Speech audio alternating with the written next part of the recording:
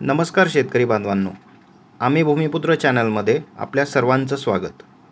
शेतकरी बांधवांनो, आज आपण आलो आहोत केळी बागेतील ग्रँड नैन या व्हरायटीच्या बागेमध्ये। आपल्याला माहीतच आहे, केळी हे हेवी फीडर क्रॉप आहे। त्याला मोठ्या प्रमाणावरती अन्नद्रव्याची गरज पडत असते। नुकताच आपण याला रासायनिक खताची मात्रा दिलेली आहे।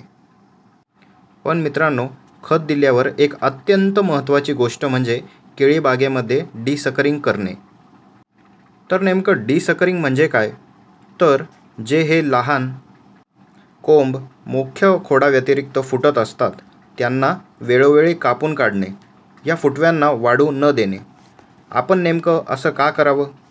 कारण हे फुटवे जर आपण जोपासले तर अन्नद्रव्य, पोषण, पाणी, सूर्यप्रकाशासाठी मुख्य खोडासोबत हे स्पर्धा करतात आणि यामुळे आपल्या केळी पिकाची गुणवत्ता ढासळते, उत्पादनामध्ये घट देखील येते। म्हणूनच मित्रांनो, केळी बागेमध्ये वेळोवेळी डिसकरिंग करणे अत्यंत महत्त्वाचे आहे।